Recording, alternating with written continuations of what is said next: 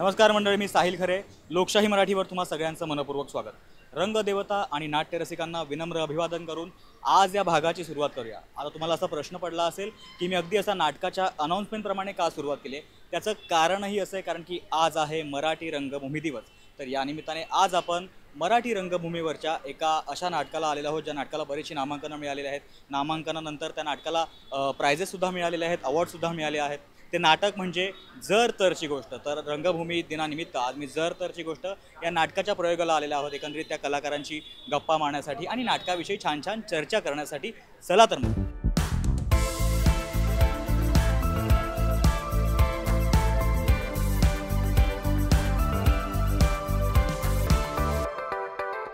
नमस्कार मंडळी, जसं की तुम्हाला मी सांगितलं की आज मी मराठी रंगभूमी दिनानिमित्त जर तरची गोष्ट या नाटकाच्या प्रयोगाला आलेल्या आहोत. या कलाकारांची टीम माझ्यासोबत आहे.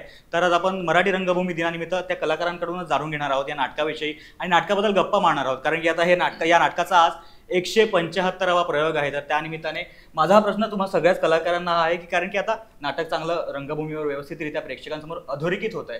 तर मला असं वाटतं की या नेमक्या नाटकाचा काय असा USP ठरला आहे जो प्रेक्षकांचं लक्ष वेधून घेतोय. काय सांगाल तुम्ही सगळेच याबद्दल? खरं तर हा प्रश्न प्रेक्षकांनाच विचारायला पाहिजे की त्यांना असं का वाटतंय की या नाटकाला मला असं वाटतं आम्ही खूप मनापासनं आजच्या तरुण पिढीला किंवा आजच्या काळातले प्रश्न एक छान हसत खेळत लोकांसमोर मांडण्याचा प्रयत्न करतो. तेच आम्ही आमच्या प्रोमोजमधनं पण लोकांपर्यंत आणलं होतं. आणि आमची छान टीम, फ्रेश टीम आहे असं मला वाटतं. त्यामुळे कदाचित ॲडमध्ये वगैरे आमचे चेहरे बघून लोकांना वाटत असेल यावंसं. सो मला असं वाटतं तोच आम्ही चौघं कलाकार, आमच्या लेखिका इरावती कर्णिक, दिग्दर्शक अद्वैत दादरकर, रणजित पाटील, हे सगळेच मला असं वाटतं की या तरुण पिढीचं नेतृत्व करणारी लोकं आहेत. त्यामुळे कुठेतरी लोकांना हा विश्वास आहे की हे सगळे कलाकार मिळून काहीतरी करतायत. तर नक्कीच काहीतरी चांगलं 2-2.5 तास चांगलं एंटरटेनमेंट मिळेल असं काहीतरी कलाकृती हे नक्कीच घेऊन येतील. म्हणून मला असं वाटतं की प्रेक्षक इतकी छान दाद देत आहेत आम्हाला. आणि आज 175वा प्रयोग आहे आणि तो सुद्धा ऑलमोस्ट हाऊसफुल आहे. सो आम्हाला त्याचा खूप आनंद होतोय. मला असं वाटतं की म्हणजे आता खूप काळ झाला आहे की आपल्या प्रेक्षकांना एक म्हणजे जो यूथ ऑडियन्स आहे, जो आमच्या वयाचा ऑडियन्स आहे, आपल्या वयाचा ऑडियन्स आहे, त्या सगळ्यांना त्यांची गोष्ट बघणारं आणि त्यांची गोष्ट सांगणारं नाटक पाहायचं आहे असं मला वाटतं. जी पुनरुज्जीवित नाटकं आहेत त्या म्हणजे ती जुनी नाटकंसुद्धा उत्तमच आहेत. ती तेव्हाच्या काळात खूप गाजलेलीच नाटकं आहेत आणि ती उत्तम लेखन आहे म्हणूनच ते आज पुन्हा पुन्हा करावंसं वाटतं. पण मला असं वाटतं की त्याच्याही पलीकडे जाऊन आजच्या पिढीचं नेतृत्व करणारं काहीतरी एक लेखन घडायला पाहिजे. आणि ते जेव्हा लोकांना दिसतं, त्यांना जेव्हा आपली गोष्ट सांगितली जाते असं वाटतं, तेव्हा त्यांचं एक काहीतरी कनेक्ट तयार होतो. आणि मला वाटतं की त्या कनेक्टमुळे आणि ह्या पिढीची गोष्ट असल्यामुळे ही पिढी नाट्यगृहाकडे वळते आहे आणि एक नवा प्रेक्षक तयार होतो आहे. जो जुना प्रेक्षक नाटकाचा आहे तोही येतोच आहे, पण त्याही बरोबरीने एक नवा प्रेक्षक वर्ग तयार होतो आहे आणि मला ही खूप आनंदाची गोष्ट वाटते. आणि मला याचं कारण एवढंच वाटतं की मे बी रिलेटेबल फॅक्टर, की त्यांना त्यांच्या वयाची, त्यांच्या भाषेची, त्यांच्या पिढीची, त्यांना आपलीशी वाटणारी गोष्ट त्यांच्यासमोर मांडली जाते. आशुतोष सर, मला तुम्हाला हे विचारायचं की तुमचं जे कॅरेक्टर आहे ठीक आहे ना, मला मग तुम्ही कंटाळून जाल ना कारण की तुमची पण माझं उत्तर वेगळं होतं. ठीक आहे, वेगळी उत्तरं देणार झालं तुम्हाला. मी तयार नव्हतं केलं वेगळं. मला जे जेन्युइनली वाटतं वेगळं उत्तर आहे तर आवर्जून वेगळं उत्तर. वेगळं म्हणजे जे प्रिया उमेश म्हणाले ते सगळं आहेच, पण ते जे म्हणतात ते मला वाटतं की नाटक एकदा प्रेक्षकांसमोर आल्यानंतर 50-70 प्रयोगांनंतर अशा पद्धतीने त्याची पब्लिसिटी होऊ शकते की हे आजच्या पिढीचं नाटक आहे, आजचा संदेश देणार आहे. पण पहिले जे 50-60-70 प्रयोग असतात ते मला वाटतं या नाटकाचा USP आहे. अर्थात प्रिया आणि उमेश आणि त्यांची जी पॉप्युलॅरिटी आहे, त्यांचं जे कपल म्हणून त्यांची जी इमेज आहे, अर्थात निर्विवाद तीच ठरलेली आहे. म्हणजे जसं प्रिया म्हणाले की नवीन प्रेक्षक येतोय हे नाटक बघायला आणि नवीन प्रेक्षक निर्माण होतोय, त्याचंही मला प्रामुख्याने कारण हे दोघं इतक्या वर्षांनी एकत्र येणं रंगभूमीवर हेही वाटतं.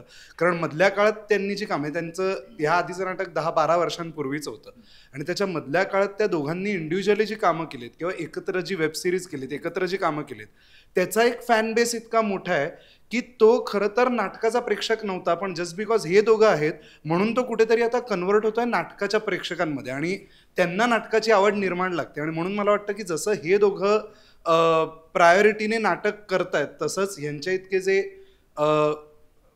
तितके लोकप्रिय तगडे सिनियर कलाकार मंडळी आहेत, त्या प्रत्येकाने हे केलं पाहिजे की त्यांनी आवर्जून एक नाटक केलं पाहिजे, जेणेकरून त्यांचा जो फॅनबेस आहे, जो नाटकाकडे वळला नाही अजून, तोही त्यानिमित्ताने नाटकाकडे येईल आणि अशाच पद्धतीने नवीन प्रेक्षक निर्माण होऊ शकतो. सो हा USP डेफिनेटली ठरलाय असं मला वाटतं आणि तो आजही आहेच. 70-100 प्रयोगांनंतर मग नाटकाची एक वर्ड ऑफ माउथनी नाटक माहिती होतं लोकांना, पण तो इनिशियल ड्रॉ खूप महत्वाचा असतो, जो अर्थातच यांचं आहे असं वाटतं. मॅम, अकॉर्डिंग टू काय USP या नाटकाचा तुम्हाला? मला ऍक्च्युली हे म्हणायचं होतं आणि आता सगळे मुद्दे कव्हर झालेले आहेत. पण तरी मला हे आवर्जून सांगावं असं वाटतं की कुठलंही नाटक किंवा कुठलंही प्रोजेक्ट वर्क होण्यासाठी मला वाटतं अख्खी जी भट्टी तयार होते ना, एक कलाकारांची, लेखक, दिग्दर्शक, प्रोड्युसर, ही जी भट्टी असते ना, ती ना खूप रेअरली खूप छान जमून येते. म्हणजे नो डाऊट ह्या दोघांमुळे कित्येक जण आम्हाला येऊन भेटले की आम्ही तुमचं काम बघितलं नव्हतं. सो ह्याचं क्रेडिट ह्या दोघांचं आहे. ह्यांच्यामुळे आमचंही काम लोक पाहतायत आणि आम्हालाही छान एक्सपोजर मिळतंय. असं म्हणतात की नाटकातला जो कलाकार असतो तो रंगमंचावर त्याचं मन रमतंच, पण त्या व्यतिरिक्त त्याचं मन किस्से सांगण्यामध्ये जास्त रमतं. तर मला आता असं तुम्हाला विचारायचं, का चांगली शाब्दिक रचना होती का म्हणतो पण नव्या पिढीचं वेगळं, माझं- हे सगळं जुन्या पिढीचं असेल. किस्से किती जण सांगतात? माझे मन किस्से ऐकण्यात रमतं, मला अजिबात मला आठवत. बरं, हा प्रश्न बरेचदा आमचं विचारला किस्से जातो. करण्यात रमतं. बरेचदा विचारला जातो, पण खरंच आठवत नाहीत किस्से वगैरे मला अजिबात. तुला आठवत आहेत का? पल्लवीचेच इतके आहेत. सांगायला हरकत असे नाही. किस्से होतात, त्यामुळे नाही, आम्ही चौघही खूप रिस्पेक्टफुली एकमेकांची वागतो. त्यामुळे कुणी कोणाला काही बरं, जे सांगण्याजोगे किस्से आहेत ते थोडक्यात तरी मी निदान असं सांगितलंय की आम्ही रिस्पेक्टफुली वागतो, म्हणजे आता तुम्ही तिघं प्लीज माझे किस्से सांगू नका. पण तरी आता मी प्रश्न विचारला तर माझा पचका नको, म्हणून काहीतरी छान. ऍक्च्युली खरं बरेच लेटेस्ट आठवत होतं, म्हणजे जे होत असं अगदी आत्ता झालेलं, आठवड्याबरोबरच्या वाशीच्या प्रयोगाला झालेलं काही की आमचा सीन चालूच आहे, पण एक पुढच्या प्रयोगाचा बॅकस्टेज वाला कोणीतरी रॅन्डम स्टेजवर आला बॅग घेऊन, एक त्यांनी आमचा अख्खा सेट बघितला, प्रेक्षकांकडे बघितलं आणि मग तो आतमध्ये निघून गेला. तो असा काही सेकंद रंगमंचावर होता चालू सीन मध्ये. म्हणजे तो नाटकात काय संबंध नाही, अर्थात नाहीये, कलाकार आम्ही चौघच होत नाटकात, पण तो एक येऊन गेलेला. पण हे तेव्हाचीच मजा असते, ते नंतर सांगण्यात असं काय त्याच्यात. तर आता मराठी रंगभूमी दिनानिमित्त आपण ही गप्पा करतो आहोत, तर मला आणखीन असं विचारायचं की आता मराठी रंगभूमीवर तुम्ही काम करता, तर तुम्हाला मराठी रंगभूमीकडे बघताना काय वाटतं? म्हणजे आता आणखीन कोणत्या कोणत्या प्रकारची नाटकं ज्याने आपली रंगभूमी आणखीन समृद्ध होईल? मला प्रामाणिकपणे असं वाटतं की जो आमचाही प्रयत्न आहे की मराठी रंगभूमी समृद्ध होईल आपण असं म्हणतोय, किंवा मराठी रंगभूमीत म्हणजे नाटकं चालावीत, त्याचं काय करायला पाहिजे, तर मला वाटतं ऑडियन्स वाढायला पाहिजे जास्तीत जास्त. म्हणजे पूर्वीच्या काळात तर मला लहानपणी असं आठवतं की सोमवार मंगळवारी सुद्धा प्रयोग व्हायचे आणि 3-3 शोज असायचे दिवसाला. म्हणजे आता कुठेतरी एक शनिवार रविवारी जास्त प्रयोग केले जातात, अर्थात कारण ऑडियन्स आणि ह्या सगळ्या दृष्टीने बघितलं जातं. तर मला असं वाटतं की लवकरच सगळ्यांनी मिळून हा प्रयत्न केला पाहिजे. जसं आता आशू म्हणाला की जे पॉप्युलर चेहरे आहेत वेगवेगळ्या माध्यमात कुठेतरी त्यांची इच्छा असते खरं तर नाटक करायची, पण काय माहिती नाही करण्यासाठी ते थांबत असले, तर मला वाटतं त्या सगळ्यांनी पुढे यावं आणि नाटक करावं. कारण नाटकाची एक वेगळी मजा आहे लाईव्ह परफॉर्म करण्याची.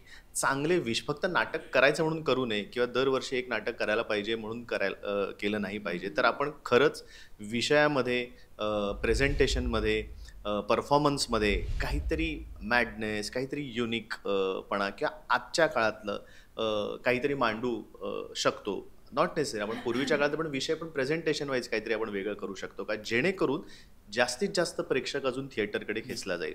जो प्रिया मगाशी म्हणाल की तरुण ऑडियन्स जेव्हा येतो तरच तुमचा प्रेक्षक वाढतो. आपण असं म्हणून चालणार नाही की मराठी नाटकाचा ऑडियन्स हा 35 आणि 40च्या पुढचा आहे. तेच एक ठरलेली लोक येतात, नाटक बघतात, ते त्यांच्या सवयीनुसार येतात, त्यांना पूर्वीपासूनचा आनंद मिळतोच.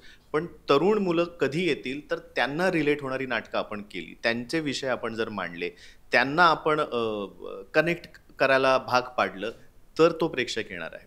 सो मला असं वाटतं आपण सगळ्यांनी मिळून तो प्रयत्न सातत्याने केला पाहिजे आणि हा प्रयत्न जेव्हा सातत्याने होईल तेव्हाच मराठी रंगभूमी अजून समृद्ध होत राहील. तर आता तुम्ही बरेच तसे वेल नोन ॲक्टर आहात मराठी इंडस्ट्रीमधले पण आणि रंगभूमीवरचे, तर मला तुम्हाला फ्लॅशबॅकमध्ये घेऊन जायचं की तुम्हाला असं कुठला तो मुवमेंट आठवतो का तुम्हाला की तुम्हाला अवॉर्ड मिळाला आहे ॲक्टिंगसाठी किंवा प्रेक्षकांची दाद मिळाली, असं फार अगोदरचं काय आठवतं का? या नाटकामुळे जर असे प्रेक्षक येतात की आम्ही आयुष्यात पहिल्यांदा मराठी नाटक पाहिलं, आम्ही यापूर्वी कधीच पाहिलं नव्हतं नाटक आणि आता यापुढे आम्ही मराठी नाटकं पाहू, सो माझ्या मते ते खूप मोठं बक्षीस आहे आम्हा सगळ्यांसाठी. सो आमची जबाबदारी पण वाढली आहे, पण आम्ही सातत्याने तेच करण्याचा प्रयत्न करू. मला खूप आनंद होतोय, मला आताही खूप आनंद होतोय. आज 175वा प्रयोग आहे आमचा आणि खूप छान प्रयोग होणार आहे अशी अपेक्षा आहे. सो बक्षिसांचं काय ते मिळत आम्हाला नाही, हिला मिळत राहत असते आम्हाला कधीतरीच मिळत. तर आता तुम्ही नवरा बायको सुद्धा आहात आणि आता तुम्ही नाटकामध्ये पण काम करता. तुमची ती कशी काय केमिस्ट्री छान असते, जुळ येते, तर त्यांना विचार ना आमची केमिस्ट्री कशी असते. उत्तम उत्तम उत्तम. हे कसं काय एक शब्दात कसं काय उत्तर असू शकतं मला सांगा. कारण एक्सप्लेन कर आशू. नाही, छान आहे, म्हणजे अशी केमिस्ट्री असावी असं प्रत्येकाला वाटेल अशी असते. असे आम्ही एकत्र काम करताना म्हणजे पल्लवी, मी काही चुकीचं बोलतोय का? अजिबात नाही. 2 शब्द तिचे अजिबात नाही. अजिबात नाही, 2 शब्द परफेक्ट 2 शब्द. म्हणतेस की तुम्ही दोघ जण फक्त भांडता म्हणून. असं अजिबात माझं म्हणणं नाहीये. आमचं पर्सनली आहे ते सगळं. ठीक आहे आता मी खरं सांगू, ओके हां. वॉट एव्हर, जोक्स अपार्ट, मला म्हणजे फक्त उमेश बद्दलच असं नाही, मला असं वाटतं की मी नाटक करायला घेताना म्हणजे 10 वर्षांनी, जे आशू मगाशी म्हणला तसं, मी नवागडी नवराज्यानंतर पहिल्यांदा नाटक करते. तर 10-12 वर्षांनी नाटक करताना माझी ही काइंड ऑफ अट होती की आपण निर्मिती करणार असू तरच मी करेन काम त्याच्यात, आणि जर उमेश त्याच्यात काम करणार असेल तरच मी काम करेन. सो हे माझं ठरलं होतं की जर हा माझा को ॲक्टर असणार असेल तरच मी नाटकात काम करणार, कारण मला ह्याच्याबरोबरचा कम्फर्ट माहिती होता. पण मला सगळ्यात जास्त महत्त्वाचं हे वाटतं, कारण नाटक ही गोष्ट फक्त तुम्ही 2 तास स्टेजवर परफॉर्म करणे इतकी नसते. तुमचा जाण्या येण्याचा प्रवास असतो, दौरे असतात, एकत्र राहणं असतं, आणि त्याच्यामध्ये संपूर्ण टीमचा कम्फर्ट हा जास्त महत्त्वाचा असतो. सो इथे एकाची नाही, आमच्या चौघांचीही केमिस्ट्री इतकी छान आहे आणि ऑफस्क्रीन ती इतकी छान आहे. आम्ही इतके कम्फर्टेबल आहोत एकमेकांबद्दल, पर्सनली सुद्धा, मित्र म्हणून सुद्धा, की ते ट्रान्सलेट होतं स्टेजवरती असं मला वाटतं. आणि ॲज प्रोड्युसर्स, ॲज मेकर्स आणि as co actors, I think Umesh आणि मी, we are blessed to have these 2 in our family. So मला असं वाटतं की चांगली माणसं एकत्र एका प्रोजेक्टला येणं हे खूप जास्त महत्त्वाचं असतं, आणि ती चांगली माणसं चांगल्या इंटेन्शननी एकत्र आली की ते प्रोजेक्ट छान होतं. सो तसा आमचा सगळ्यांचं कम्फर्ट लय भारी आहे. लय भारी आहे. Yes. तर मंडळी, जसं की तुम्ही पाहिलं की जर तरची गोष्ट या नाटकाच्या 175व्या प्रयोगाच्या निमित्ताने आज आपण या नाटकाच्या कलाकारांशी संवाद साधला, त्यांच्याशी नाटकाबद्दल गप्पा मारल्या, खूप खूप चांगले चांगले अनुभव त्यांच्याकडून आपण जाणून घेतले. तर मराठी रंगभूमीच्या निमित्ताने आपण हा विशेष एक एपिसोड केला होता. तर तुर्तास या भागात वेळ झालेली आहे इथेच थांबण्याची. मी अशी आशा करतो की तुम्हाला हा एपिसोड आवडला असेल. तुम्हाला जर हा एपिसोड आवडला असेल तर तुमची प्रतिक्रिया आम्हाला नक्कीच कळवा लोकशाही फ्रेंडली या यूट्यूब चॅनलवर, आणि अर्थात या चॅनलला सबस्क्राईब करायला सुद्धा विसरू नका. धन्यवाद.